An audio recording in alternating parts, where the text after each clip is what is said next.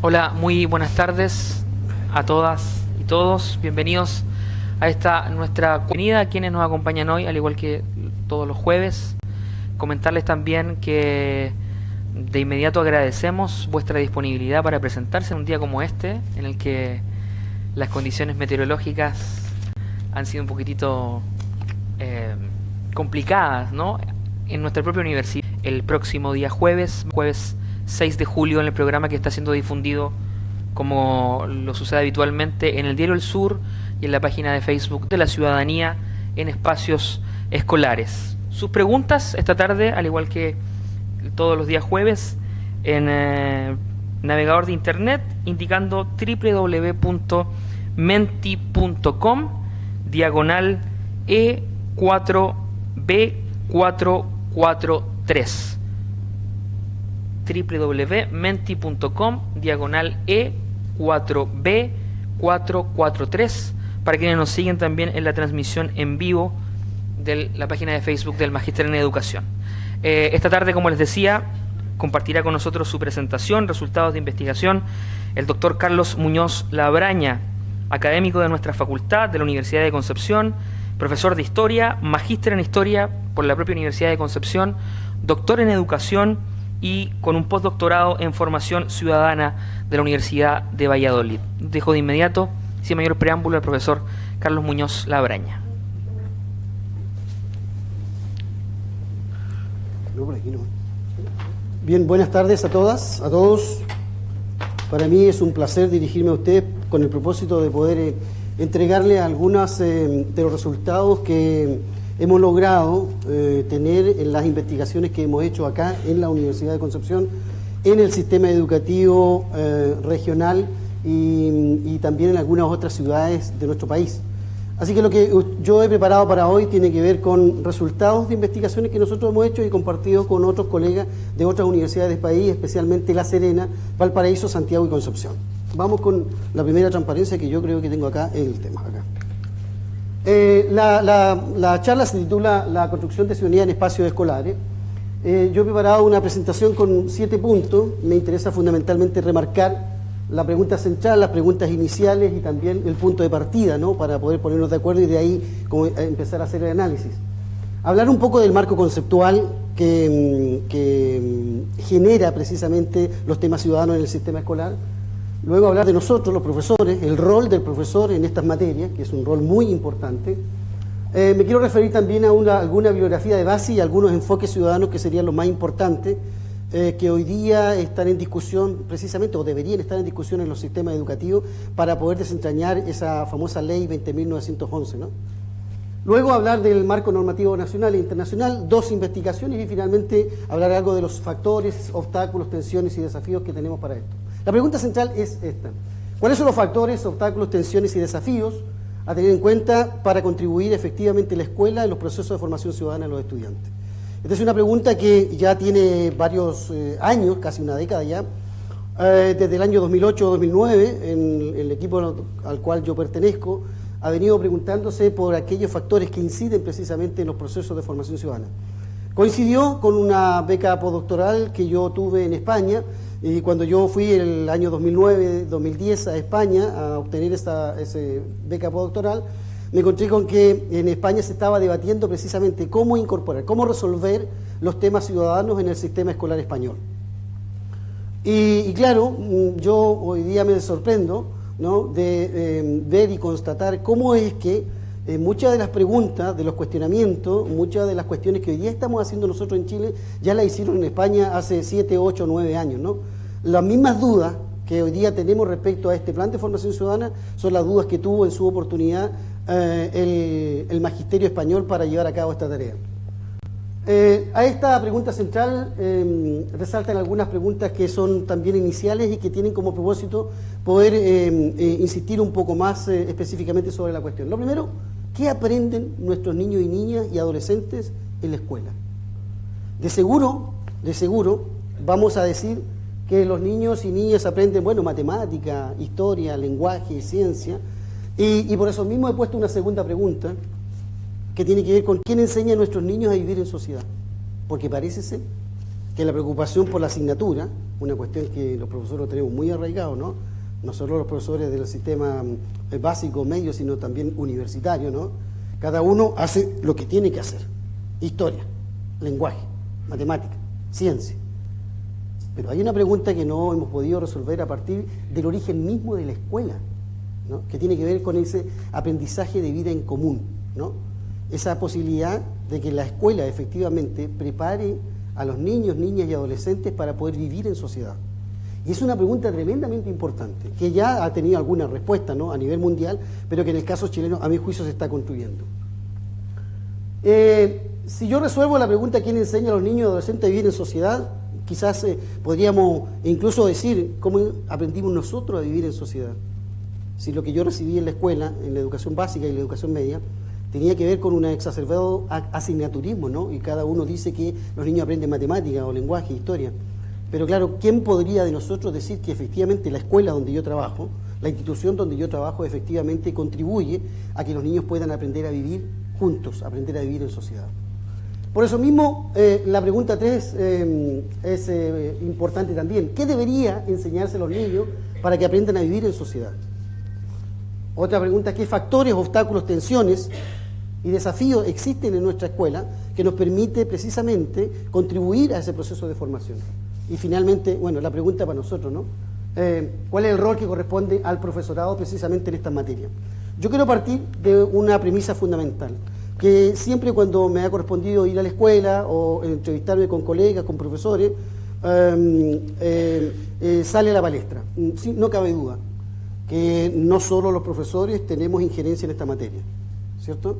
En realidad, de las cuestiones ciudadanas, de la formación ciudadana de los niños, niñas y adolescentes, nos deberíamos preocupar todos, ¿cierto? Y la literatura especializada recalca precisamente que la formación ciudadana es una cuestión que debiera convocar a toda la comunidad, a toda la sociedad en su conjunto. Sin embargo, sabemos, de todas maneras, que a la escuela y además a los profesores les corresponde un rol fundamental.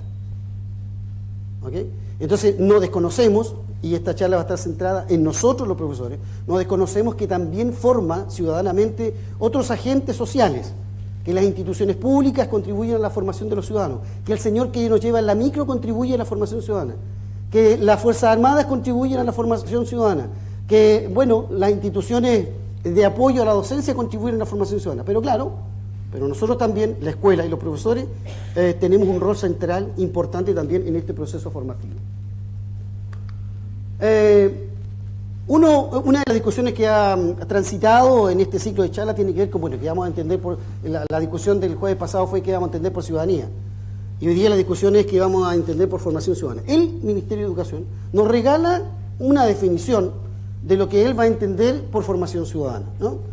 Y esta es una definición bastante interesante, ¿no? Yo he contrastado esta definición que entrega el Ministerio de Educación con otras definiciones que circulan en diccionarios de ciencia política, por ejemplo, o alguna literatura anglosajona, y la verdad es que es una definición que tiene varios aspectos que son fundamentales.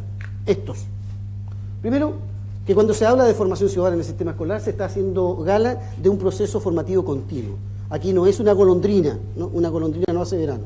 Aquí es un proceso, y de hecho, acuérdense que la misma ley establece que este proceso de formación ciudadana parte en la educación inicial, o sea, en lo que nosotros llamamos el pre-kinder, el kinder, qué sé yo, y se alza hasta el cuarto año medio.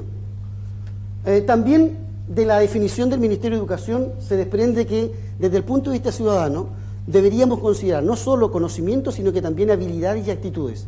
Esta cuestión es tremendamente importante, porque uno de los aspectos más importantes que ha ocurrido desde el punto de vista curricular en Chile, luego del retorno a la democracia, tiene que ver precisamente con eso. Que cuando nosotros decimos que el niño aprende algo, en realidad ese aprendizaje está basado en un conocimiento, pero ese conocimiento en realidad tiene naturalezas distintas. Hoy día reconocemos que el conocimiento no solo tiene que ver con esa cuestión declarativa o el componente factual y conceptual, sino que también tiene que ver ese conocimiento con el desarrollo, la incorporación de ciertas habilidades y actitudes. Esto no es nuevo, porque cuando uno revisa los planes y programas de estudio, especialmente los programas de estudio, ¿no?, se encuentra con esa palabrija que nos da harto que hacer, que se llaman los aprendizajes esperados, los objetivos de aprendizaje. Porque claro, el foco de atención de la escuela hoy día está centrado precisamente en que el niño aprenda, pero lo que el niño tiene que aprender en algunas ocasiones es un concepto, en otras ocasiones será un hecho, en otras ocasiones desarrollará una habilidad y en otras una actitud. Cuando uno revisa precisamente esos aprendizajes esperados, se encuentra con que en algún momento el niño tiene que aprender esta variedad, ¿cierto?, de conocimientos. De hecho, cuando usted revisa los ítems liberados de pruebas estandarizadas como el CIMSE, SOMSE y todas las cosas que tenemos a nivel país, se da cuenta que precisamente hay aprendizajes que quiere evaluar, medir esas pruebas estandarizadas. Algunos están en el plano puramente conceptual, otros están en el plano factual y otros están en el plano de las habilidades y las actitudes. Entonces deberíamos tomar como bastante en serio esto, y esto que es una regularidad para el currículum nacional, también lo es desde el punto de vista ciudadano, si acaso pretendemos que efectivamente la escuela sea un espacio de formación ciudadana como efectivamente debiera ser. También destaca de la definición que entrega el Ministerio de Educación el hecho de que en realidad la formación ciudadana está tironeada, está condicionada por esa palabrita que está allí, para la vida en sociedad, ese aprendizaje de vida en común, aprender a vivir juntos, decía Delors, ¿no?, hace ya varias décadas. También una formación ciudadana que se promueve en distintos espacios, no solo en el aula, no solo al interior del aula, sino que en los espacios en el pasillo. Y esto, bueno, genera también tensiones. Yo me voy a referir también que el hecho de que la formación ciudadana no solo esté en el aula, obliga también al profesor entonces a abrir el aula. Y abrir el aula significa que en realidad veamos la escuela en su conjunto como un gran espacio de aprendizaje donde estamos todos involucrados. ¿Qué significa eso? En ese gran espacio de aprendizaje no solo estamos involucrados los profesores, las profesoras, sino que también estamos involucrados los directivos, las unidades técnico-pedagógicas, los asistentes de la educación, porque si no se genera lo que yo llamo una tensión entre el decir y el hacer. Bueno, insistir también que en esta definición destaca el hecho de que estamos hablando de oportunidades de aprendizaje, ¿no?, de que incluye derechos y deberes, responsabilidades, y aquí hay otras cuestiones que son también complejas de la definición que entrega el Ministerio de Educación, que tiene que ver con la formación de personas integrales, ¿no? Esta es una palabrita que los profesores lo conocemos bastante, ¿no? Uno revisa las visiones y misiones institucionales de los colegios y se encuentra permanentemente con que se hace un alumno integral. ¿Pero qué es un alumno integral? Aquí hay una operacionalización de lo que significa un alumno integral. Dice que es autónomo, dice que tiene pensamiento crítico, dice que tiene ciertos pensamientos o principios éticos, está interesado en lo público y contribuye a una sociedad basada en el respeto, la tolerancia, la transparencia, la libertad, etcétera, etcétera. Allí están las claves para entender hacia dónde va la formación ciudadana que promueve el Ministerio de Educación a través de la Ley 20.911. Conceptos claves que deberíamos tener en cuenta si efectivamente queremos que la escuela sea este espacio de formación ciudadana. Yo puse aquí estos 6 conceptos clave.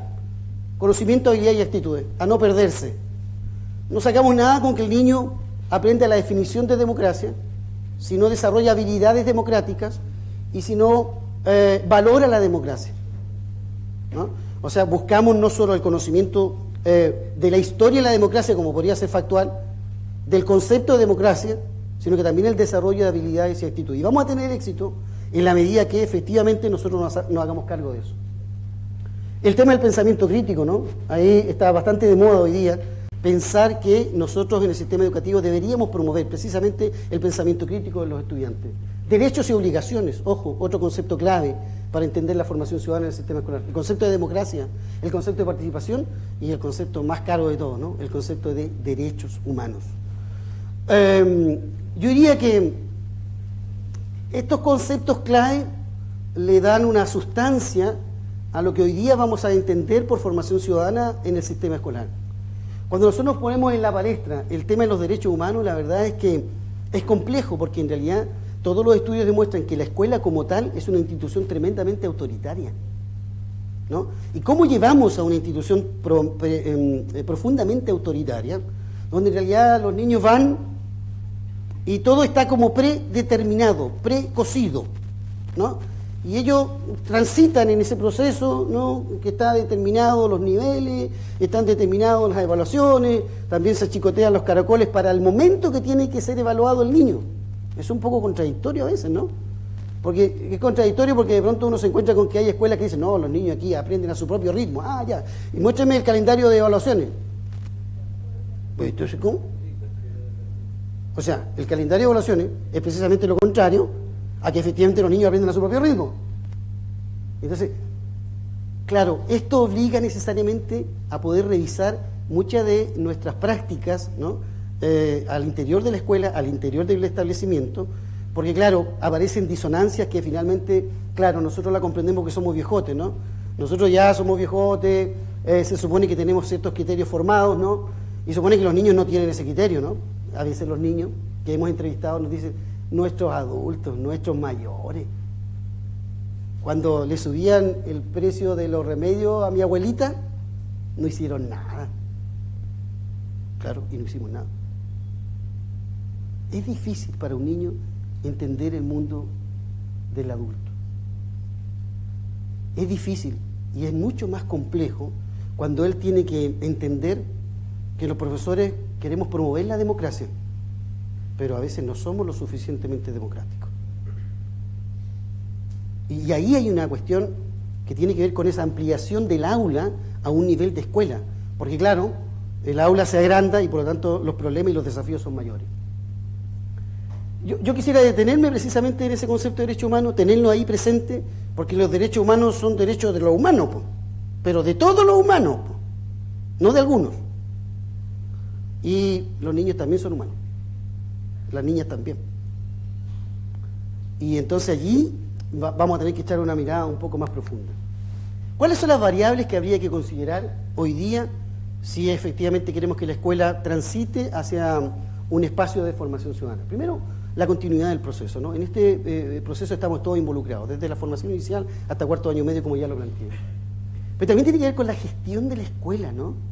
Se supone que ya estamos a décadas de cuando los administrativos hablaban de que ellos administraban la escuela. Se supone que tienen que hacer gestión de la escuela. La escuela tiene que gestionarse, ¿no?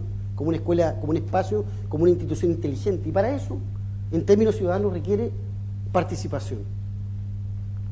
En los procesos de formación ciudadana requieren que precisamente todos y cada uno de los estamentos de la escuela participen en este proceso. Pero eso no es todo, porque además la escuela debiera procurar ese concepto de inteligencia territorial, ¿no? Una escuela en donde hay participación de los distintos estamentos, pero que además está muy vinculada con el espacio territorial más próximo, e incluso mediano, incluso lejano. La idea es que la escuela no esté encapsulada ni ensimismada, ¿cierto?, sino que en realidad vaya hacia la comunidad y aproveche los recursos, pero también se nutra de los problemas que tiene precisamente esa comunidad. Hay estudios que demuestran cómo es que nuestra escuela, particularmente la escuela en nuestro país, ha permanecido por mucho tiempo como muy encerrada, ¿no? Y es una escuela que no mira a su alrededor y muchas veces hay discursos, ¿no? Dice, no, si ocurrió en la escuela, no, entonces estamos salvados. ¿Dónde pelearon los niños? A una cuadra de la escuela. No tenemos nada que ver. Ese no es tema nuestro. ¿Pelearon en la escuela? No. ¿Y entonces qué tenemos que ver ahí nosotros? Nada, pues. Esa escuela que está mirando hacia adentro solamente, y en realidad que abre su espacio, es una escuela que efectivamente tiene esa capacidad para aprovechar los distintos recursos que ofrece la comunidad, que muchas veces son gratuitos, pero que requieren precisamente de gestión.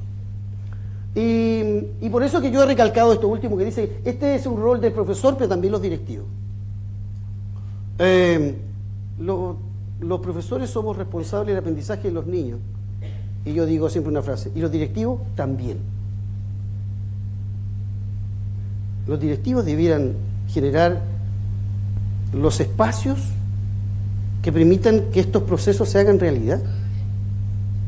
A veces hay relatos de escuela donde dice el director o quien está a cargo, dice, bueno, ¿y cómo están los aprendizajes de los niños? ¿Ya? ¿Y usted qué sabe de eso? El directivo es responsable. Algunos bibliografía dice que es el primer responsable de que efectivamente se den las condiciones para que efectivamente los niños puedan aprender. Entonces, en estas materias, aquí no estamos solos. Aquí debiera estar el profesor, las profesoras, pero también todos y cada uno de los directivos responsables, tanto de los procesos de aprendizaje general que plantea el currículo escolar, como aquellos que tienen que ver con la formación ciudadana.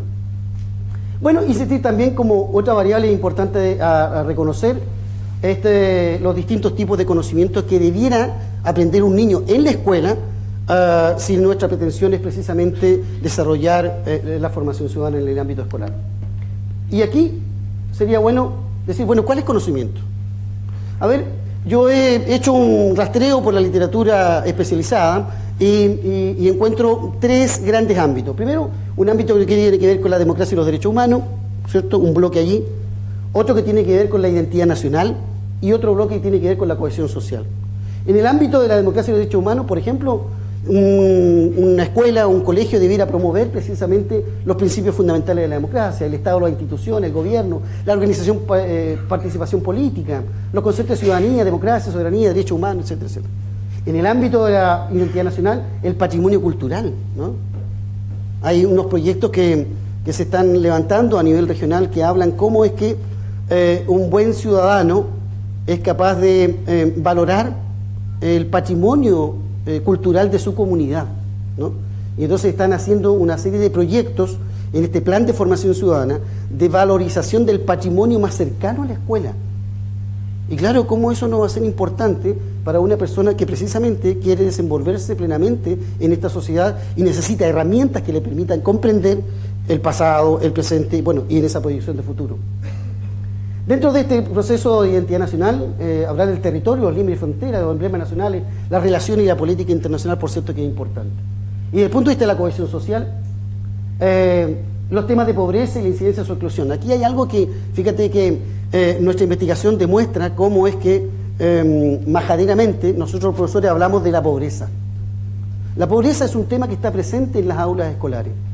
Lo que no está presente es el impacto que tiene la pobreza para advertir el fenómeno de la exclusión social. ¿Se dan cuenta de esa diferencia? Y eso es complejo porque se habla de la pobreza como la pobreza, pero no se pone énfasis cómo esa pobreza es un factor que debiéramos tener en cuenta para explicar precisamente los procesos de exclusión social que, bueno, que en nuestra sociedad hay harto, ¿no? Hay por montón. También los temas de diversidad cultural, los temas de desarrollo sustentable, del cuidado y preservación del medio ambiente, razón por la cual hay algunas acciones dentro del plan de formación ciudadana que precisamente van en ese sentido. Y también las prácticas de consumo. Hay otra acción en un plan de formación ciudadana que habla de que esa acción del plan, pretende alfabetizar económicamente a los estudiantes. O sea que hay una serie de informaciones, hay una serie de cuestiones de índole económico que el ciudadano debiera precisamente tener y conocer para poder desenvolverse con éxito en esta sociedad. ¿Cuáles habilidades? Aquí hay una chorrera de habilidades distribuidas en tres grandes grupos: el manejo de la información pública, en los temas de expresión y debate y también las relaciones con el otro. Bueno, la lectura y escucha crítica de información de prensa, información noticiosa, ¿no? El que el estudiante distinga, por ejemplo, entre un hecho y un juicio, entre la evidencia y una opinión. ¿Cuándo estoy dando una opinión y cuándo estoy presentando efectivamente evidencias? Esos procesos que están allí marcados como manejo de información pública, se supone que son procesos y habilidades que debiera tener un ciudadano si efectivamente quiere participar con éxito en la sociedad. Razón por la cual, si usted quiere vincular una acción del plan de formación ciudadana, ahí tiene algunas alternativas que podrían estar dirigidas precisamente a desarrollar esas habilidades. En el tema de la expresión y debate, destacan esas cuatro que están allí: el planteamiento de puntos de vista, argumentar sus ideas. Me estoy acordando de algunos hallazgos que nosotros tenemos. En algún colegio me decían que un profesor me decía, yo hago debate de los niños. Perfecto, profesor, excelente, muy bien, los debates, pero tengo un problema. ¿Cuál es el problema? Bueno, que los niños cuando debaten, po. ¿Y qué pasa cuando los niños debaten y debaten? Lo que pasa es que pasó la encargada de UTP o no sé quién, señor, su director, que el señor lo llamó después y le dijo, usted no tiene dominio de grupo. ¿Por qué? Porque los niños están hablando mucho en su sala. Ah, no, ahí estamos mal, no entendemos nada. No entendemos nada. No entendemos. Quiere decir que algo pasa allí, ¿no? Porque el tema, nosotros tenemos una serie de preconcepciones, tenemos coas pedagógicas y preconcepciones de pronto en la escuela. Alguien le dijo a alguien, y se ha seguido repitiendo por generaciones, que cuando los niños están así, mudos, y no hacen nada, el profesor tiene dominio de grupo. Eso es una falacia. Eso no tiene ninguna relación, ¿no? Entonces, claro, en el debate hay intercambio de puntos de vista, ¿no? Hay discusión sobre los puntos de vista, ¿no? Y por lo tanto el niño, claro, abandonará su momento de pasividad, o como le llaman ahora, su zona de confort, precisamente para intercambiar ideas con el otro, ¿no? Así que ojo con eso, porque la idea es que este debate se haga efectivamente como debiera ser. También hay otras habilidades que uno las puede circunscribir en esa flexibilidad, en la creencia, en las visiones distintas, en esta adaptación a situaciones nuevas. Yo aquí habitualmente digo, claro, no solo queremos sí que el sistema educativo enseñe a los niños a adaptarse a las situaciones nuevas, sino que también debiera hacer que los niños creen situaciones nuevas. Porque queremos que los niños se inserten en la sociedad, aprendan a vivir en comunidad, pero no es la idea que el niño llegue a la sociedad y diga, así que esta es la cuestión. Sí, pues. Y entonces quede ahí, paradito. No. La idea es que cuando se inserta en la sociedad y aprende a vivir juntos, se hace cargo de las grandes fortalezas de nuestra sociedad, ¿cierto? Por ejemplo, el desarrollo informacional es extraordinario, pero hay dolores de nuestra sociedad que no nos gustan y que en realidad invitamos a las nuevas generaciones a procurar resolver precisamente esos problemas sociales que tenemos, ¿no? Y los tenemos en demasía, a mi juicio, en nuestra sociedad. Bueno, sean respetuosos, asuman responsabilidades, también tienen que ver con estas habilidades ciudadanas que nosotros debiéramos promover en un sistema escolar. Actitudes, ¿cuáles actitudes? 3 grandes grupos, personales, de visión del otro y también de convivencia. Por ejemplo, personales que manifiesten confianza en sí mismos, que sean honestos, leales. Hay algo aquí que es muy importante en la personal que tiene que ver con la incertidumbre, ¿no? ¿Por qué quiero resaltar esto? Porque habitualmente en nuestra escuela chilena queremos siempre como que dar muchas certezas a los niños. A veces un autor planteaba que la escuela es la gran constructora de las grandes certezas. Grandes certezas que no debieran existir en la escuela. Porque si yo parto de la premisa que la escuela en realidad trabaja con un conocimiento científico, y el conocimiento científico es por naturaleza provisorio, entonces, ¿por qué cuando llega al aula ese conocimiento científico que es provisorio, yo lo hago inmutable y eterno? Y es raro eso, ¿no? Porque en ese proceso que llamamos nosotros de transposición didáctica, ¿no? Es curioso porque nosotros nos nutrimos de la investigación científica en historia, qué sé yo, en matemática, en ciencia, pero cuando transponemos didácticamente esos conocimientos, lo hacemos como que esos conocimientos sean la última chupa-al-mate, como que ya no van a ser superados. Y yo digo, cuidado, porque son superados. O si no, pregúntenle a Plutón. Y si no, pregúntenle a aquellos colegas que luego de la desclasificación que hizo el Departamento de Estado norteamericano, proporcionaron las evidencias que permitían con el tiempo decir que efectivamente la CIA había ayudado a financiar el golpe militar en Chile. La historia se va construyendo, hay nueva información que tiene acceso y por lo tanto ese conocimiento como inmutable, ese conocimiento eso es, en realidad no puede no ser así, ¿no? Y por eso mismo me parece muy interesante esta educación en la incertidumbre, ¿no? Y no generar esa cosa como que ya está, ¿no? Y no hay más que decir. El tema de la iniciativa personal, por supuesto que también está relevado allí como un tema de actitud ciudadana muy importante. Bueno, la empatía, la tolerancia, la defensa de la dignidad humana y los derechos humanos, la diversidad, ¿no? Ahora, cuando se habla de diversidad en términos ciudadanos, no, se habla de diversidad natural, pero no de la diversidad cultural. La diversidad natural tiene que ver, por ejemplo, con nuestro fenotipo, ¿no? Color de ojo, tiene que ver con lo que la natura nos dio. Pero cuidado porque de pronto se trastoca y hay gente que piensa que existe una diversidad cultural que la quiere pasar por natural. Y lo que quiero decir es que no es natural la diversidad, por ejemplo, que se da en nuestras sociedades para acceder a la educación. No es que el mundo es diverso, entonces hay algunos que pueden tener buena educación y otros no. No. Esa es una cuestión cultural que tiene que ver con una mirada de la sociedad y no tiene nada que ver con los temas de diversidad, ¿no? Allí hay políticas públicas que van en uno u otro sentido. Por lo tanto, no nos hagamos los lesos de pensar que eso forma parte de ese ideario diverso al cual nosotros queremos acercar. No tiene que ver con eso. Finalmente, el tema de convivencia: asuman responsabilidades, respeten valores de libertad, justicia, verdad, aprecien la política democrática constructivamente, valoren la convivencia pacífica, etc.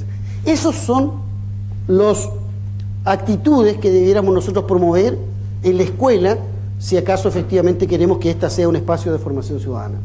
Hablemos de nosotros. Cuando uno revisa la literatura existente sobre el rol que va jugando el profesor en estas materias ciudadanas, se encuentra más o menos con este panorama, ¿no? Se encuentra con que, bueno, allí estamos nosotros. Esta cuestión tiene esa, ¿no? Esa, ya. Nos encontramos con el profesorado, ¿no?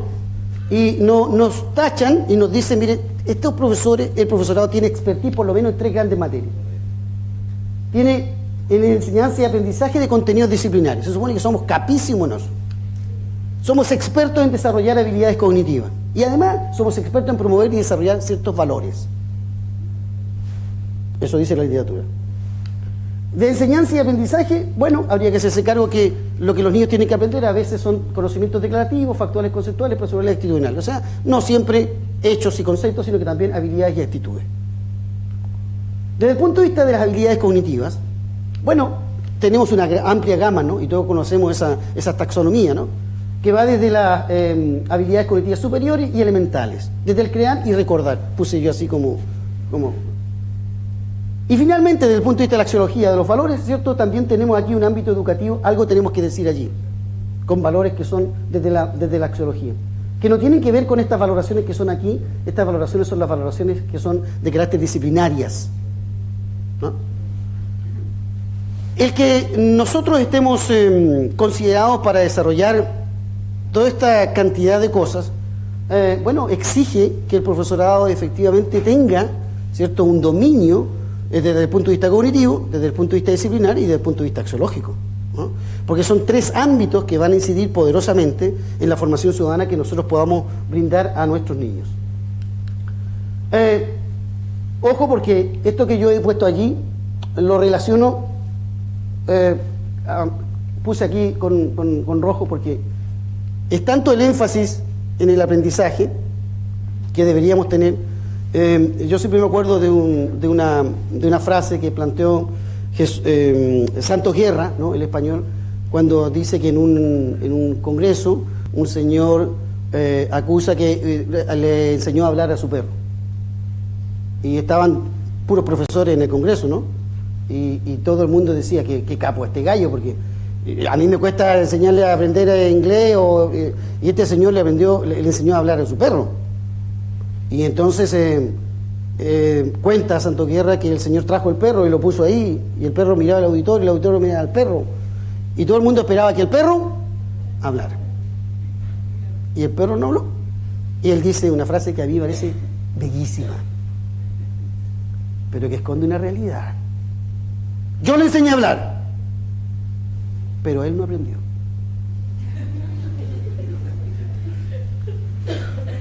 ¿Se han fijado usted la cantidad de veces que nosotros hemos dicho algo así como parecido? Yo le enseñé, pero él no aprendió. Bueno, yo le enseñé. ¿De qué vale de algo hablar de la enseñanza si no tenemos el aprendizaje? Parece que no. Yo me atrevo a decir que no. Hipótesis de trabajo. En ese contexto de nosotros los profesores, porque ya dije, todos tienen, para que no me salgan después con preguntas, pero nosotros no somos los únicos, no. Ya dije yo en la primera parte de esta charla que aquí estamos todos involucrados como sociedad, pero las escuelas y los profes tenemos allí una cuestión particular. Hay un estudio que hizo Bonomi y Cox, fue a ver cómo estaban las prácticas de los profesores, ¿no? Las prácticas docentes de los profesores, para ver si efectivamente esas prácticas docentes posibilitaban o no la formación ciudadana de los estudiantes. Y él creó esta tabla y hablaba de que en realidad podría ser, hay un grupo de profesores que trabaja de manera tradicional, otro que está orientado al estudiante y otro que hace unas prácticas alternativas. Naturalmente que la formación ciudadana estaría dada precisamente por la segunda instancia y la tercera instancia, ¿no? Por sobre todo. Bueno, ellos fueron, investigaron, hicieron todo un levantamiento de información. ¿Y cuál fue el resultado? Hipótesis de trabajo. A ver, tírense, la primera, la segunda, la tercera. ¿Dónde está centrado las aulas en esta investigación? Bueno, está centrado fundamentalmente en la enseñanza tradicional. O sea que, en ese estudio, no digo, ese estudio no se hizo en Concepción, así que estamos salvados. Estamos salvados. O sea que, fíjate tú lo que significa. Expone, hace preguntas, presenta síntesis, presenta objetivos, revisa ejercicios, trabaja con el texto escolar, trabaja con guía, responde las preguntas del profesor, responde preguntas de Santillán. Eso fue mío, sí. ¿Sabe por qué fue mío? Porque una de las cosas que nosotros hemos descubierto es que a nuestros niños hay profesores de otras regiones que tienen prácticas muy tradicionales. Y esas prácticas tradicionales que no se avienen con el modelo de formación ciudadana ni con el ciudadano que queremos formar. Parte de la base que el profesor tiene que dictar materia, en palabras pedagógicas, pasar materia. Y después de la pasada de materia viene el cuestionario. Pero hasta ahí ya, bueno, ya, o sea, ya el peso de la noche, el peso de la historia, qué sé yo. Pero hay algo que ya es el colmo del colmo. Porque esas preguntas de ese cuestionario son muchas veces las dudas que tiene la editorial Santillana sobre los contenidos, sobre la materia, y no las dudas que tienen nuestros niños sobre la materia. ¿Me captan, no? El niño responde las dudas que tiene la editorial Santillana sobre el contenido que está viendo el profesor. El niño responde las preguntas que tiene el profesor sobre la materia, pero nunca sus preguntas sobre la materia. Y eso es raro. Figúrense, tenemos niños de sexto básico, séptimo básico, que los tenemos tiempo de aula respondiendo las dudas que tiene el editor de la editorial Santillana en el texto escolar. ¿No les parece medio raro eso? ¿No debieran los niños en ese espacio contestar las dudas que tienen ellos sobre lo que se acaba de entregar? Me parece lo más lógico, ¿no? Y claro, después decimos que los niños tienen que ser autónomos, pero ¿qué autonomía tenemos? ¿Cuáles son los espacios que efectivamente tenemos para considerar al otro como un legítimo otro que aprenda a vivir en sociedad?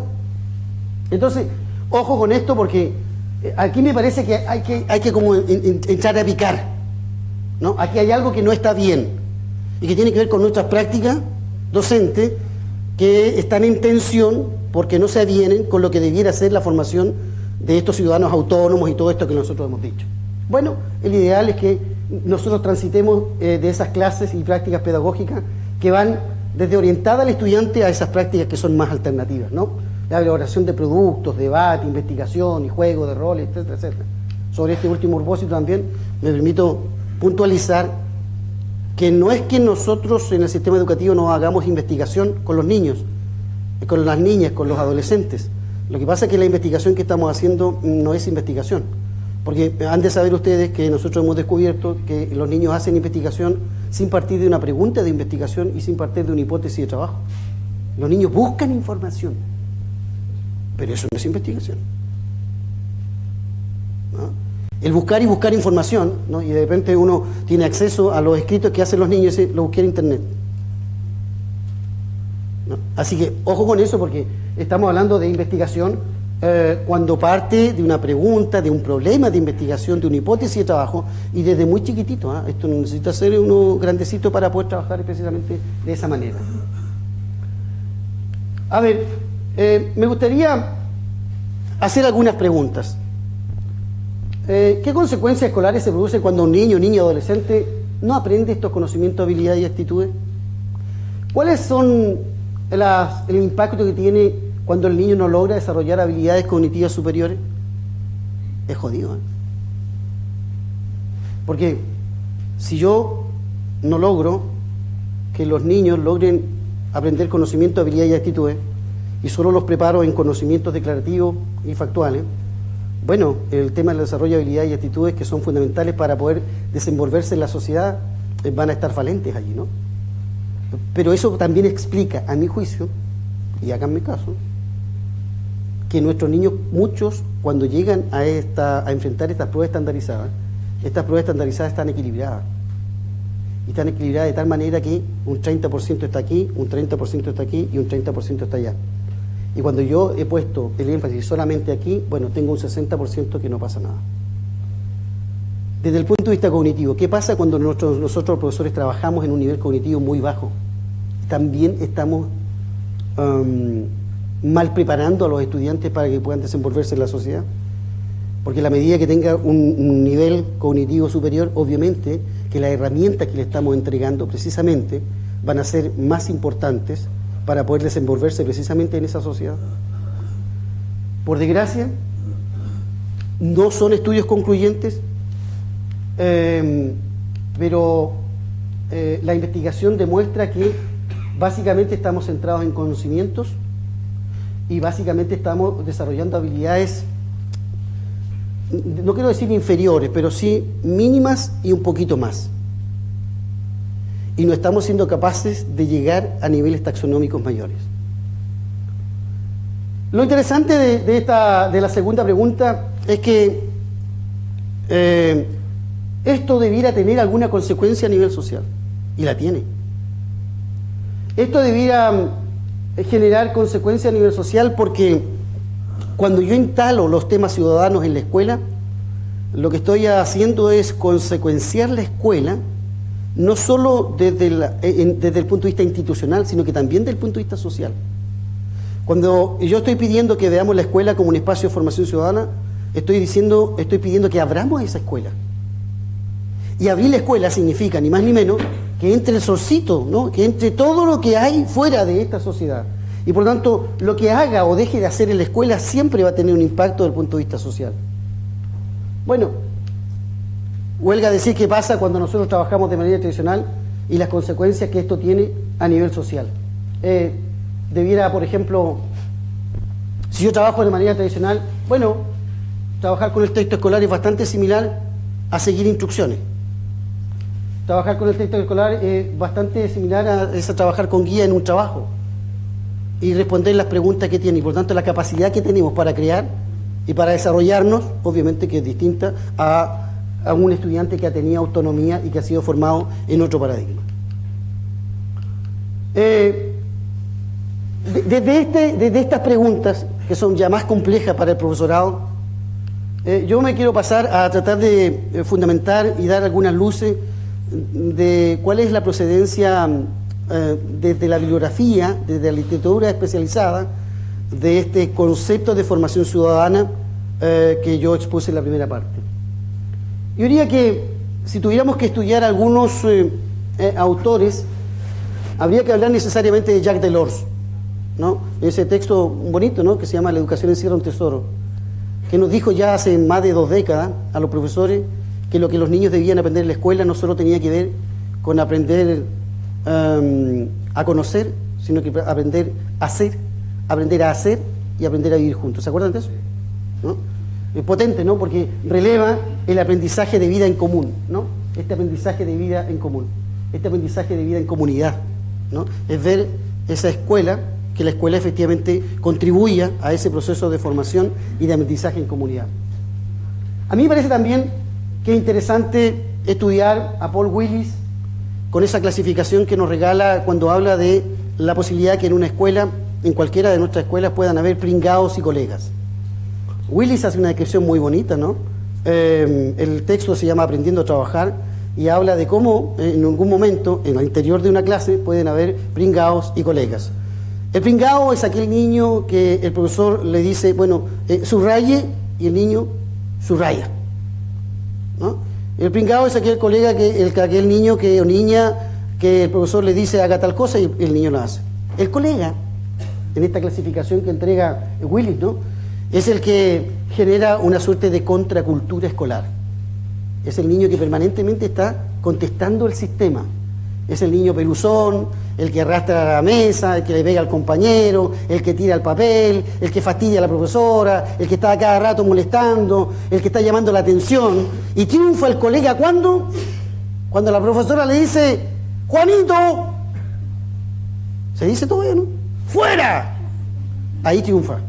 Ahí ya tiene lo que quería. Porque Juanito lo único que quería es contestar al sistema, ¿no? Da lo mismo que sea profesora, profesor, joven, con más edad, no quiero ser vieja para no ofenderme yo mismo, pero bueno. Pero da lo mismo, porque no es la figura del profesor y lo que representa, lo que está al interior de la sala de clase. Y por lo tanto, cuando lo echan para afuera a Juanito, Juanito se va triunfante. ¡Chao, tonto! Quédense ahí nomás, yo me voy. Y claro, después que si tienen ventana en la puerta, le hace musaraña así a los compañeros. Interesante el texto porque nos permite entender un poquito más lo que ocurre al interior del aula desde el punto de vista de la cultura, de estas contraculturas que se producen en el aula y que pueden explicar mucho el comportamiento de los niños en ese sistema escolar a propósito de lo que deben hacer en términos ciudadanos. Un sociólogo de moda, ¿no? He escogido acá, François Duvet, con el concepto de experiencia escolar. Duvet es una propuesta mejorada de la que hace Pierre Bourdieu. Él avanza y finalmente este impacto de Bourdieu lo tomo al tiro con esto que decía Bourdieu de la reproducción, que habíamos sistema escolar y escuela y profesores que lo único que queríamos era reproducir el propio sistema. ¿Se acuerdan de eso, no? De Bourdieu, ¿cierto? Y que nos habla del capital cultural y la importancia de considerar el hábito de los niños, la herencia cultural familiar. ¿Se acuerdan de todo eso? Bueno, pero finalmente Bourdieu nos deja como desamparados, ¿no? Nos dice, mire, esta cuestión es así, no hay vuelta. Bueno, François Duvet dice, no, aquí hay algo que los profesores, el mundo educativo debiera tener en consideración y que tiene que ver con la experiencia escolar. No solo al interior del aula, sino que esa experiencia escolar comunitaria. Interesantísimo los textos de este sociólogo francés que está bastante de moda, que a mi entender influye bastante en estas políticas y la construcción de este concepto de formación ciudadana. Bueno, nuestro viejo David Ausubel, ¿no? Con este concepto de aprendizaje significativo, ojo, porque lo que queremos lograr en términos ciudadanos es precisamente ese aprendizaje significativo, pero no en el discurso, sino que en la acción. Eso significa que la nueva información que nosotros procuremos incorporar dentro de la estructura cognitiva de los niños tiene que estar afianzada necesariamente en lo que el estudiante ya sabe, y por tanto es muy importante que se produzca esa conexión.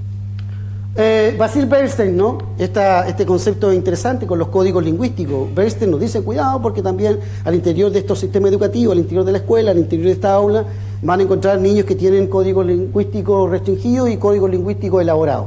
Y el currículo escolar está en términos de códigos lingüísticos elaborados y los niños tienen códigos lingüísticos restringidos y lo que se produce allí es un tremendo choque.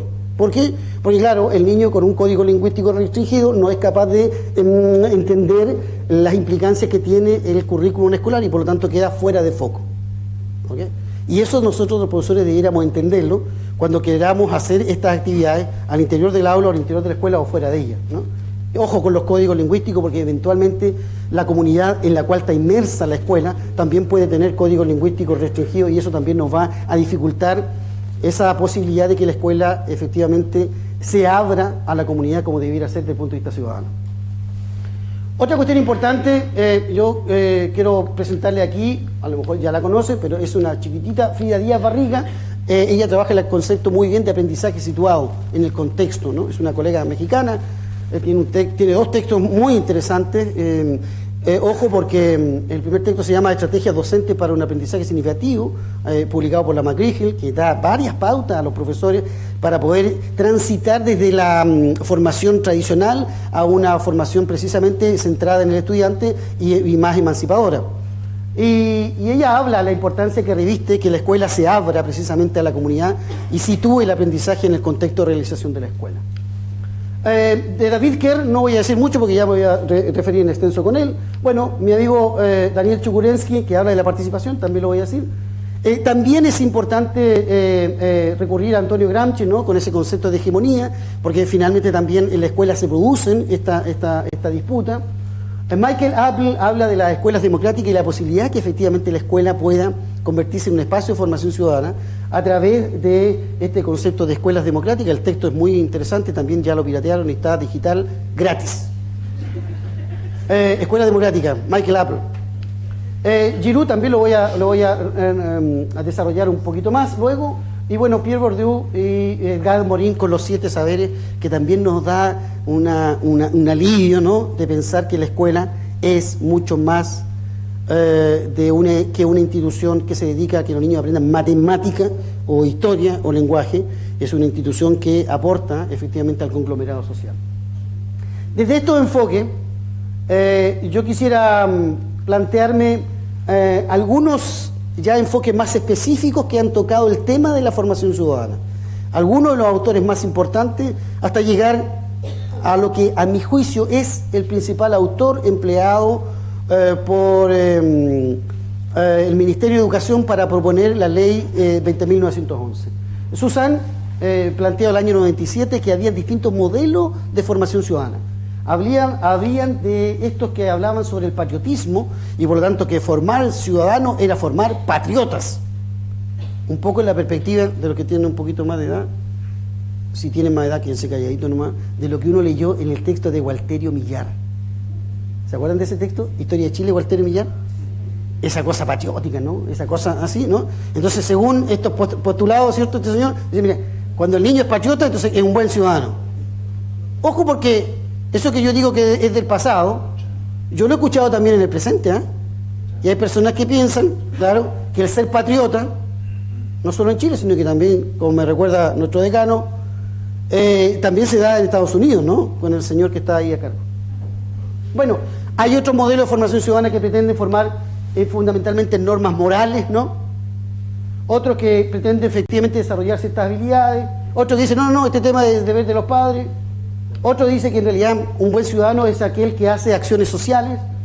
Otros dicen que es de pensamiento crítico, la creación de personas autónomas, el conocimiento de la Constitución, ¿no? Aquí hay varios que caen en eso, precisamente, y que un buen ciudadano es que sabe al pie de la letra la Constitución. Y yo voy a esforzarme en los próximos minutos que me quedan por decir que es mucho más que eso. Otro autor interesante también, Vázquez, en el año 99, ya estamos en el año 99, habla de que, miren, desde el punto de vista de la formación ciudadana en la escuela, hay 5 enfoques. Un enfoque tradicional, libertario, comunitario, republicano y liberal igualitario. Estos distintos enfoques, ¿cierto? Es el enfoque más tradicional, es lo que tradicionalmente hacían nuestros abuelos cuando iban a votar. Ellos pensaban que un buen ciudadano es aquel que se levantaba temprano, se ponía corbata ese día con camisa blanca, iba a depositar un voto cada 4 años y importaba un rábano lo que pasaba después. Bueno, esa visión tradicional no es la que queremos. Así que cuidado cuando la escuela, una acción del plan de formación ciudadana es enseñar a los niños a votar. No va por ahí. Smelker, en el año 2001, habla también de 5 modelos, fíjese usted. Esta presentación va a quedar a disposición de ustedes, así que después la pueden mirar, así que no hay ningún problema para que... bueno, habla de modelos prescriptivos, clarificativos, ¿no? Aquí se prescribe lo que tiene que hacer, aquí se reflexiona en la reflexión teológica, es vivencial, bueno, y la construcción ética se supone que es lo mejor que pudiera pasar a este futuro ciudadano. Giroud, que yo les planteaba, 3 miradas, ¿no? Del técnico, que lo único que le interesa enseñar a los niños es que vayan a votar, el hermenéutico, que es un poco más reflexivo, y el emancipador, que dice que el buen ciudadano no es aquel sujeto pasivo o pasiva, sino que el buen ciudadano es el que es capaz de aportar a la emancipación al interior de la sociedad. ¿Emancipación de quiénes? Ya les voy a contar. Finalmente también, y aquí viene el gran autor que a mi juicio es es la persona que más influye en los contextos ciudadanos actuales en nuestro país, David Kerr, que habla de que para la formación de ciudadanos en el sistema escolar puedo yo tener solo 2 grandes posturas, ¿no? Una postura que él denomina minimalista y otra postura que él denomina maximalista. En la primera postura, yo he puesto esto aquí como para darle un poquito más de énfasis a esto. Bueno, esta postura minimalista se caracteriza o se difunde lo que llama él la educación cívica tradicional, mientras que el enfoque maximalista tiene que ver con la formación ciudadana propiamente tal. La primera postura minimalista es una concepción más bien restringida, superficial, absolutista, es de la ciudadanía formal, ¿no? Es aquello que tiene que ver con lo más clásico, está basada fundamentalmente en contenidos, ¿no? La constitución política, las bases de la institucionalidad que le gusta trabajar a Bastián Torres, y todas esas cosas más formales y legales son las que precisamente están enquistadas en la formación en los enfoques ciudadanos desde el punto de vista minimalista. Hay muchos colegas que piensan que precisamente que este enfoque minimalista es el que debiera primar, pero el sentido que tiene la formación ciudadana hoy día en el sistema escolar va por el enfoque más bien maximalista. Si usted analiza la definición que entrega el Ministerio de Educación, los objetivos que tiene el Plan de Formación Ciudadana a través de la Ley 20.911, se va a encontrar con que efectivamente la Ley 20.911 está puesta en el enfoque maximalista y no en el enfoque minimalista, ¿no? Entonces, esto fue una tremenda pelea que hubo, ¿eh? Fue un debate tremendo a nivel ministerial. De hecho, en el año 2016 se promulgó la Ley de Formación Ciudadana, ¿no? Abril 2016.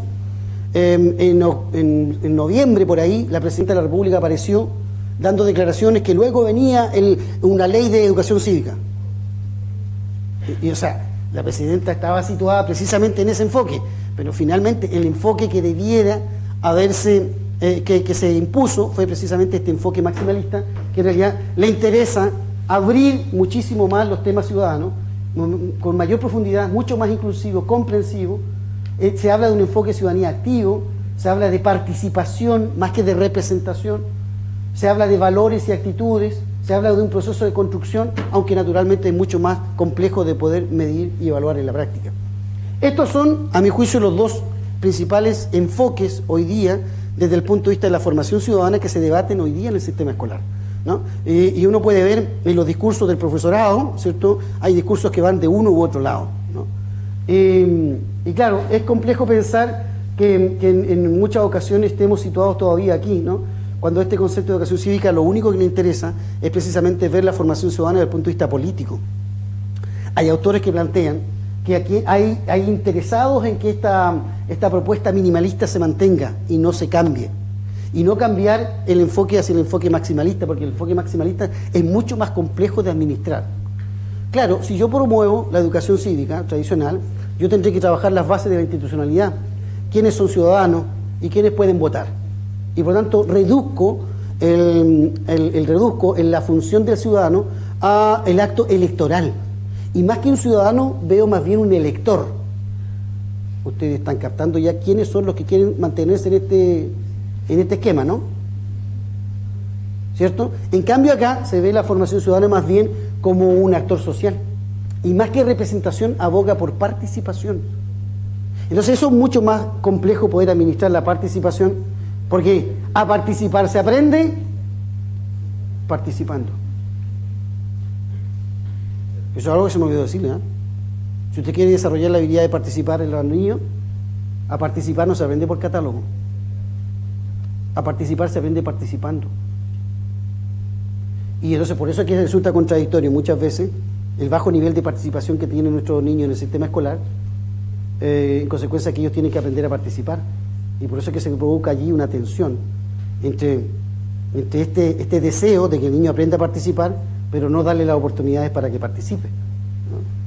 Entonces, hay personas y hay intereses que precisamente pretenden resolver el tema desde el punto de vista minimalista, pero ya insisto, no es el enfoque que hoy día pretende promover la formación ciudadana.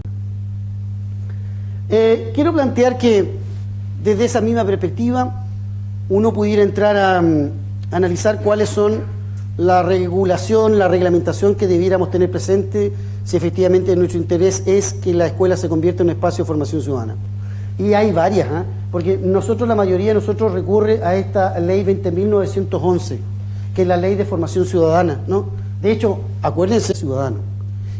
Aportes que vienen precisamente de estos otros cuerpos normativos que yo les invito precisamente a poder echarle una miradita. Bueno, tendrán que echarle una miradita porque finalmente hay que elaborar también otros planes, aparte del plan de formación ciudadana, que la escuela tiene la obligatoriedad de poder tener, ¿no?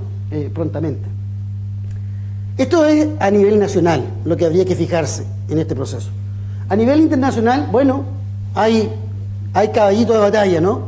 Bueno, a nivel internacional hay ¿cómo se llama? Hay una normativa, siempre se recurre a la Declaración Universal del año 48, la Convención Americana de los Derechos del Niño del año 69, que fue ratificada por nuestro país en el año 1990, y finalmente la Convención de los Derechos del Niño del 14 de agosto también del 90, ratificada por nuestro país. Cuando usted lee esos cuerpos normativos de la legislación internacional, se va a dar cuenta que precisamente hay conceptos que están incluidos en la ley que tienen, ¿cierto?, una base en este cuerpos legales internacionales.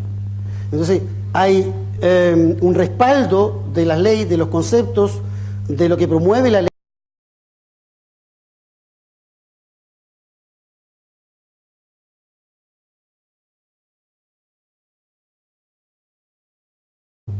Con el acceso a la salud, a la educación, y desgraciadamente son realidades, ¿no?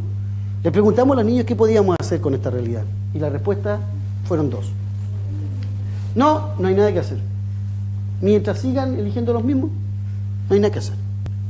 Lo interesante es que nosotros podemos cambiar eso. Usted me dice, no, yo no voy a votar, ya. Y otros dicen, sí hay algo que hacer. Mire, lo que podemos hacer, provocar un cambio generacional, prohibir la reelección, tener mayor control sobre sus actos, bajarle el sueldo y controlar su horario de trabajo. Interesante lo que plantean los niños, ¿eh? Muy interesante. Generar un cambio en las leyes, no es malo, que se vayan todos. A veces yo siento que los niños son capaces de tener un imaginario muchísimo más coherente de la que tenemos algunos grandotes. Bueno, llegamos por fin. ¿Cuáles obstáculos y tensiones? Mira, los siguientes obstáculos: procedencia cultural, estructural, político, institucional y valórico, ¿no? El racismo, el sexismo, los prejuicios y la discriminación. Son tremendos obstáculos hoy día que tiene la escuela. Y cuando hablamos de racismo, sexismo, prejuicio y discriminación, estamos hablando de nuestro racismo, de nuestro sexismo, de nuestros prejuicios y de nuestra discriminación. El otro día un profesor llegó indignado a conversar conmigo por estas orientaciones para los niños trans en la escuela. Mire, profesor, lo que están proponiendo. ¿Qué están proponiendo? Están proponiendo que tener un baño y no sé qué contra. ¿Y cómo es posible? El baño unisex en no pocos países es una realidad hace harto rato. De hecho, yo le dije, colega, cuando usted va en avión, ¿tiene baño para hombre y para mujer? ¿Hay un solo baño? Quiero decir, hay ciertos prejuicios que son traspasados a los niños, hay cierto sexismo traspasado generacionalmente, culturalmente, que eso finalmente va a significar un obstáculo para desarrollar la formación ciudadana precisamente en la escuela. Es cosa de nuestros propios discursos de los adultos al interior de la escuela. También hay algo más estructural, la cuestión económica, la cuestión social también va a influir, ¿no? Hay discriminación. Les voy a mostrar la última transparencia del último informe del PNUD que habla de cuál es la procedencia de los malos tratos en Chile, y el tema económico y social está presente también. Bueno, hay otros obstáculos que tienen que ver con lo político institucional, que tienen que ver con nuestro propio sistema electoral, con las leyes, la organización, la existencia de organizaciones no democráticas. Y también desde el punto de vista valórico hay otros obstáculos que tienen que ver con el egoísmo, el elitismo, el miedo, la desconfianza en los demás, etc. Estos son obstáculos, distintos obstáculos que usted va a enfrentar a la hora de promover la formación ciudadana en la escuela. ¿Qué tensiones se producen si yo quiero producir este proceso? Bueno, hay una primera tensión que tiene que ver con el decir y el hacer. Hay un decir en la clase y en la cotidianidad de la escuela es otro decir. Es como lo que yo les planteaba. Niños, yo soy súper tolerante, pero bueno, no me saquen de mis casillas. Bueno, ¿es tolerante o no es tolerante? Yo soy súper democrática, pero esto se hace como yo digo. Bueno, entonces tenemos una tensión allí entre lo que nosotros decimos y lo que nosotros hacemos, ¿no? Hay que preocuparse siempre por todos, hay que ser, qué sé yo, y de pronto lo que nos ocurre es que no hay una preocupación por todos, y de hecho nosotros como padres nos pasa, ¿no? Cuando nosotros queremos que el niño dice, el padre le dice al niño, mijito, preocúpese por usted nomás, no se preocupe por su compañero. Y el propio profesor también le dice, si no hace de por usted, preocúpese por usted porque su compañero no me interesa en un rábano. ¿Qué sé yo? Entonces hay una tensión allí que nosotros debiéramos tenerla clara. Hay una tensión en el sistema educativo entre lo que decimos y lo que hacemos, ¿ya? Que en materia de formación ciudadana, acuérdense, las habilidades que hay que desarrollar es fundamental. Hay otra tensión que tiene que ver con lo que nosotros hacemos en la escuela propiamente tal, y que tiene que ver con la visión que tenemos sobre los que están al otro lado.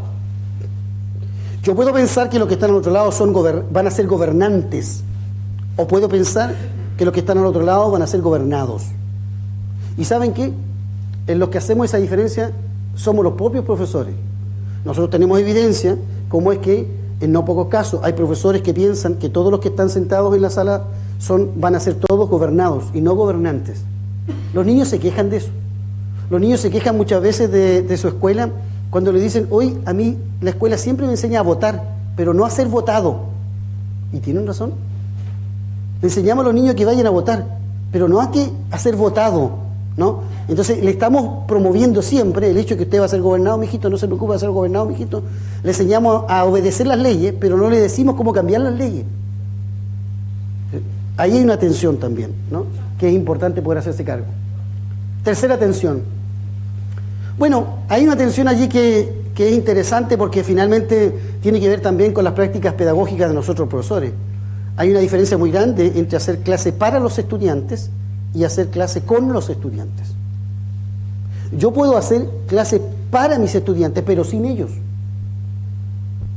Y si yo quiero promover la participación, y si yo quiero promover la autonomía en la sala de clase, naturalmente que yo requiero hacer propuestas pedagógicas para mis estudiantes, pero con ellos, ¿no? Lo que significa hacerme cargo de lo que son ellos, ¿no? Y por lo tanto, distanciarme de aquellas propuestas de clase que están seriadas, por ejemplo.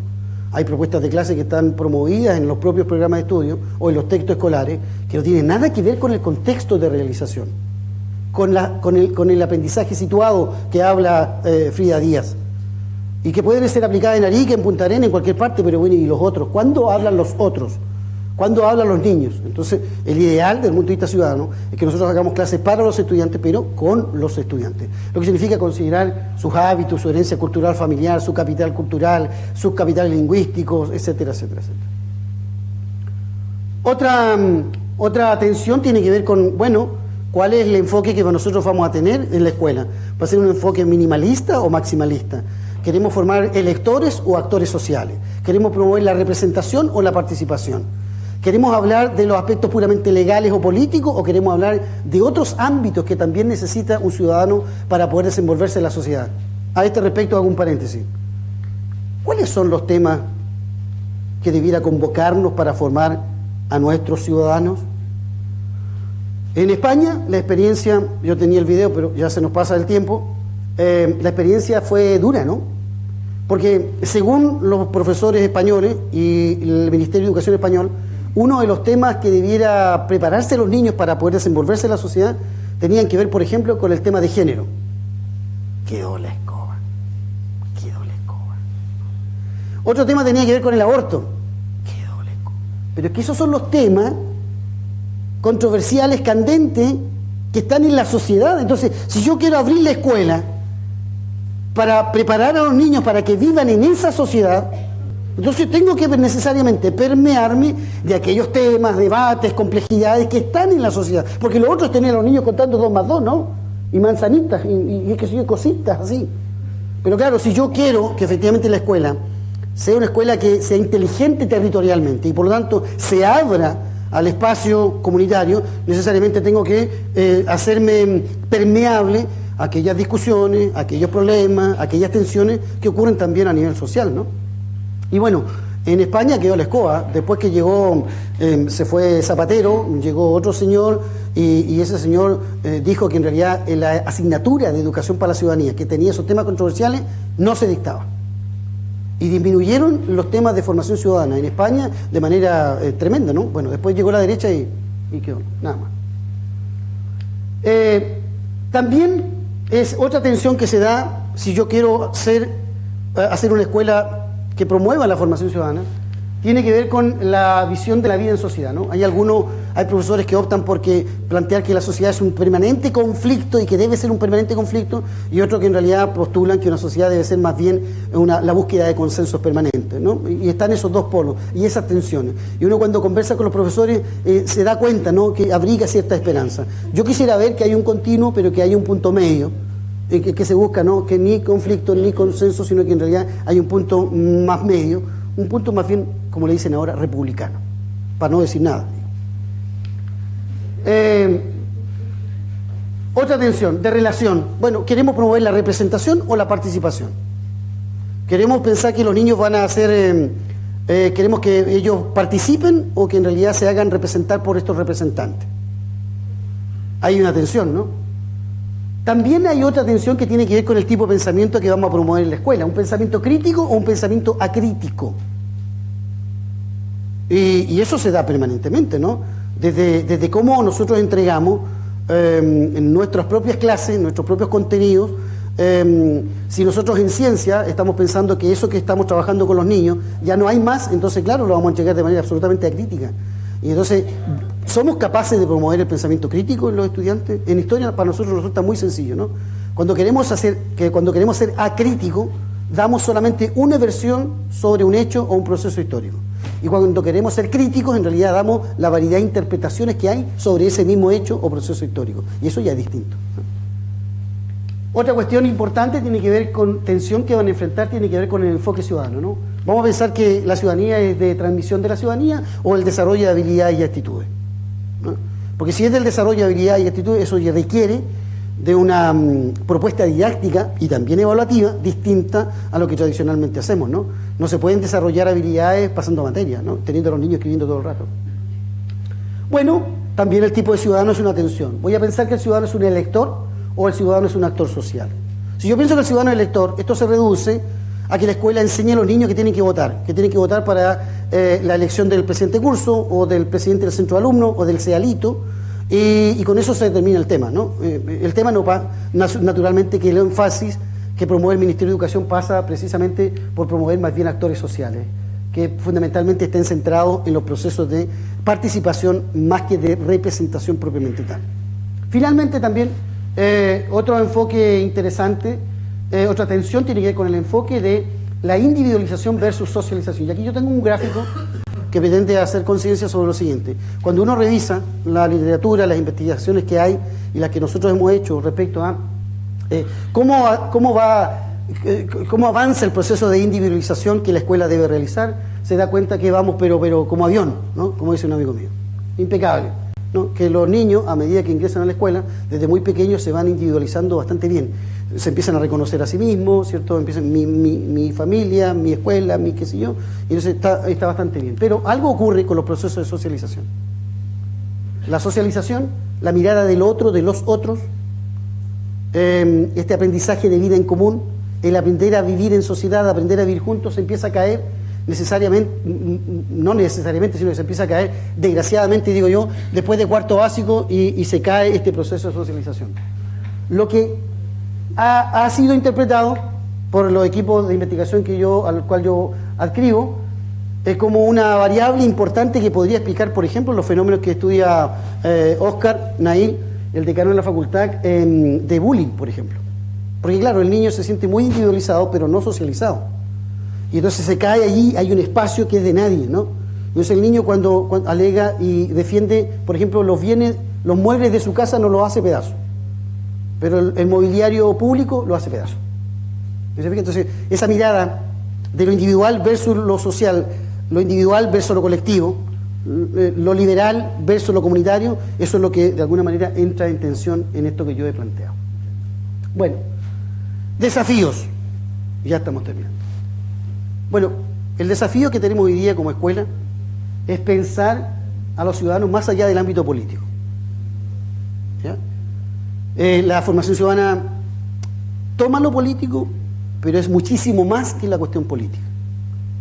Incluye los ámbitos sociales, los ámbitos culturales, incluye todos los ámbitos de la vida del ser humano. Por tanto, el ciudadano no es aquel que necesita y requiere solo información de las bases de la institucionalidad, de la constitución política de la República de Chile y todo eso. El ciudadano requiere mucho más para poder desenvolverse con éxito en la sociedad al cual sin duda pertenece. De hecho, los niños tienen una frase, dice, la sociedad, no dicen ellos, mi sociedad, como que no se sienten parte ni partícipes de ella. Potenciar, el desafío es potenciar los análisis colectivos por sobre los individuales. Cada vez que yo llamo la atención en la sala de clase o en el patio o en algún lugar de este espacio que llamamos escuela o fuera de ella, debería pensar que no solo estoy resolviendo un problema puntual de ese día y a esa hora de la escuela, sino que en realidad también eso tiene una connotación del punto de vista social, esa mirada de lo social frente a lo individual. Ampliar el concepto de ciudadano más allá del elector, yo propongo el concepto de actor social, aunque a algunos no les gusta mucho. Contextualizar los legítimos intereses personales en un contexto social. Aquí está el debate del señor que le gusta escuchar música retreta de marchas militares el día domingo a las 7 de la mañana, ¿cierto? Porque le gusta, y tiene todo su derecho. Pero también está el derecho de la comunidad que no soporta, ¿cierto?, las marchas a las 8 de la mañana el día domingo. ¿Cómo se compatibiliza eso desde el punto de vista de esa tensión que se produce entre el liberalismo y el comunitarismo, ¿no? Ahí también hay una tensión, porque, bueno, ¿qué debería primar? ¿El interés colectivo o el interés individual al interior del curso, al interior de la escuela, al interior de la comunidad educativa? Esas son tensiones que también se van a enfrentar desde el punto de vista ciudadano.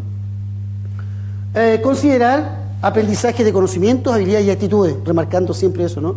¿Cómo vamos a desarrollar esas habilidades y actitudes? Siempre yo les planteo a los colegas que promover como referente para el análisis de las clases los derechos humanos.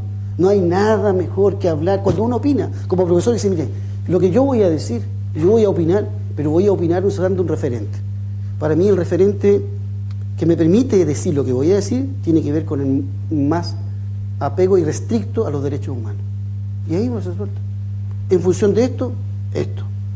Porque cuando uno se da cuenta precisamente cuáles son estos derechos y que sirve como referente para poder actuar, entonces nuestra opinión ya es una opinión versada, es una opinión fundada en un referente internacional que nuestro país también ha legitimado, y por lo tanto entonces tengo absolutamente soltura para poder opinar de los temas que quiera opinar o de los temas que mis estudiantes me piden opinar. Porque aquí el profesor, ya lo dije, no solo es el que tiene un dominio disciplinario o un dominio de las habilidades cognitivas, sino que también es el profesor que forma desde el punto de vista axiológico. Y lo que no puede ocurrir es que frente a temas controversiales el profesor diga, no, yo no opino de eso. Bueno, ¿quién va a formar a los niños? ¿Quién? No, yo de eso no opino, no. Bueno, otra tensión, así que ojo con los derechos humanos. Otro desafío, es que no hagamos preguntas cerradas al interior del aula cuando conversemos con los niños, ¿no? Hagamos preguntas que ojalá acepten más de una respuesta. Demos la oportunidad de aprender a todos los estudiantes. Acuérdense que la formación ciudadana tiene que ver con la inclusión de los niños. No caigamos en esas cosas que son permanentes en nuestro sistema educativo. ¿Quién lee el día domingo en el acto cívico, le llaman algunos, ciudadano para mí? ¿Quién lee en el acto ciudadano del día lunes en una escuela, cualquiera de estas sea? ¿El niño que mejor lee o el niño que peor lee? ¿Quién lee? El niño que mejor lee, ¿cierto? Y saben que el niño que mejor lee va a seguir leyendo bien. Y el niño que peor lee va a seguir leyendo mal. Y más encima, nosotros tenemos discursos al interior de la escuela que dicen, oye, que estuvo bonito tu acto, niña. El niño leyó perfecto. Yo preferiría, ese niño va a seguir leyendo perfecto. Demos la oportunidad a nosotros también, ¿no? Cuando hablamos de un proceso de formación ciudadana, es que nos preocupe precisamente en los estudiantes de su conjunto, y no solo algunos. Bueno, acercar nuestro decir y al hacer, ¿no? Se me fue. Acercar el decir con el hacer, ¿no? No solo digamos que somos tolerantes, sino que seamos en realidad. No solo digamos que somos democráticos, sino que digamos en realidad. No solo hablemos de honestidad, sino que seamos honestos, qué sé yo. No solo digamos que somos transparentes, sino que actuemos en esa función. Bueno, los invito no solo a dominar la ley 20.911, que tiene 9 objetivos específicos y un objetivo general y algunas recomendaciones también. Y los otros cuerpos normativos también son sumamente importantes. Y una lectura acuciosa, crítica, es muy importante a la hora de formular un plan de formación ciudadana. Considerar que la única manera de aprender es participando. No se aprende por catálogo la participación, y por lo tanto, en la medida que yo tenga distintas oportunidades para que los niños participen, entonces van a precisamente a ejercitar esa habilidad. Y finalmente, procurar que los estudiantes sean protagonistas del aprendizaje. Hay mucho por hacer. Y este es el estudio que yo les decía. Hay mucho por hacer porque este estudio salió el miércoles, ¿no? O algo así, Bastián. Lo tenemos. Y fíjate que es el trato social clasista machista. Razones percibidas por las que se reciben malos tratos. La gente dice que se reciben malos tratos por la clase social. La gente dice que se reciben malos tratos por ser mujer. recibe malos tratos por el lugar en el que vive, cómo se viste, por trabajo, ocupación, por la edad, apariencia física, nivel ocupacional. Y precisamente cuando hablamos de formación ciudadana, lo que queremos es mejorar esto. Que precisamente la escuela se convierta en un espacio donde los estudiantes reconozcan a los otros y a las otras y a los otros como legítimos otros, otras y otros. Que sean capaces efectivamente de entender que en este mundo no sobra nadie. Y que sean capaces de entender que, si bien es cierto, nosotros como pueblo hemos tenido experiencias traumáticas, no queremos volver a repetir esas experiencias traumáticas. Convertir a la escuela en un genuino espacio de formación ciudadana es hacerse cargo del aprendizaje de vida en común, el aprendizaje de aprender a vivir juntos y aprender a vivir en sociedad, donde afortunadamente la idea es que nadie sobre y todos somos importantes. Muchísimas gracias.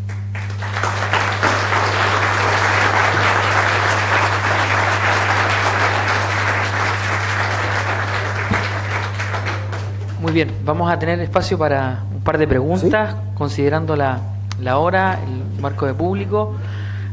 Solo en mi defensa, me toca trabajar los temas de base de la institucionalidad cuando nos repartimos el trabajo, por si acaso. Vamos con una pregunta, profesor Carlos. Esta primera pregunta dice: en la construcción de la ciudadanía en la escuela, ¿cuán preparado está el profesorado? O más bien, ¿está preparado el profesorado en Chile?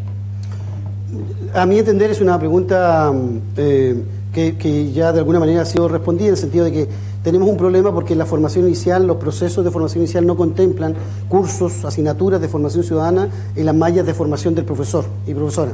Por tanto, tenemos un desfase de cuánta cantidad de profesores en Chile hay que no, en su formación inicial no han recibido una cualificación en esta materia. Segundo, eso mismo acarrea que en realidad tenemos muchos profesores que no estén preparados, ¿no? Y no están preparados no porque no quieran, sino que porque en realidad no han recibido una preparación en esta materia. Si yo tuviera que sumar y restar cuántos están preparados y cuántos no, yo tengo la percepción que siempre, hoy día, hay más preparados que ayer. Y como soy optimista, creo que mañana van a haber más preparados que hoy. De hecho, este propio auditorio y el impacto que tenía estas conferencias, no solo presenciales, sino que a través de las redes sociales, nosotros nos hemos sorprendido de la cantidad de gente que está visitando el espacio virtual ese y que está viendo las charlas en otras ciudades del país, porque está precisamente la inquietud de poder formarse en esta materia. Ahora, nosotros como universidad ofrecemos a todos los presentes la posibilidad de integrarse a un magíster en convivencia y ciudadanía, donde efectivamente pueden obtener las calificaciones que podrían acceder y que cuyo director está aquí presente, el doctor Daniel Tello. Pero si yo mirara, hay algunos cursos que se están ofreciendo de capacitación, pero todavía creo que es insuficiente. Y en materia de formación ciudadana, bueno, es un trabajo permanente, ¿no? No solo para el profesor de historia, de lenguaje, de media, sino que también para el de básica, pero también para el que se desempeñe en la educación inicial. Así que la tarea todavía es bastante grande. Y una última pregunta. Esta dice: ¿cómo adaptamos las asignaturas formales, que no son ni historia, ni filosofía, etcétera, para trabajar la formación ciudadana? Yo he dado algunas pistas, ¿no? Desde que el momento en que hacemos la transposición didáctica, se supone que nosotros debiéramos trabajar con un conocimiento crítico y por lo tanto conocimiento de carácter científico. Cuando uno piensa que ya la materia del contenido propiamente tal tiene esa particularidad, entonces la forma de enfrentar la cuestión didáctica y la cuestión evaluativa cambia radical y sustantivamente. Ahora, desde las asignaturas hay cuestiones del desarrollo de habilidades, ¿no? Entiendo que la lectura crítica no solo debiera hacerse en historia, en lenguaje, sino que también la lectura de artículos científicos, sino que también en inglés, sino que, qué sé yo. La idea es que este desarrollo de estas habilidades ciudadanas son aplicables al conjunto de las asignaturas del sistema escolar. Ahora, lo interesante es que sí, que esas asignaturas hoy día hagan una consecuencia de que no solo están preparando al estudiante para que pueda rendir con éxito la asignatura propiamente tal, sino que además estamos preparando sujetos que van a desenvolverse en la sociedad. Y por lo tanto, también habría que tener mucha precaución en elegir buenos materiales que precisamente hagan reflexionar a los estudiantes, no solo para resolver un problema de preguntas de una prueba, sino que además que esas preguntas siempre tengan una connotación desde el punto de vista social. Ahora, el texto puede no tenerlo, pero ahí está el profesor para eventualmente poner alguna pregunta de las que los estudiantes van a hacer sobre los contenidos, que efectivamente procure hacer ese enlace. Y hay muchas cuestiones más, pero que son de carácter didáctico, y a los días demoraríamos mucho más tiempo. Bien, les pido por favor que le ofrezcamos un fuerte aplauso al profesor Carlos Muñoz, que nos ha compartido esta presentación. A ustedes invitarles para el próximo jueves, normalmente, y el día miércoles también, nuestra facultad va a albergar la presentación de resultados sobre convivencia y violencia escolar, investigaciones de CEPAL, la propia facultad y líderes educativos. Que tengan buen regreso a casa. ¿Ah?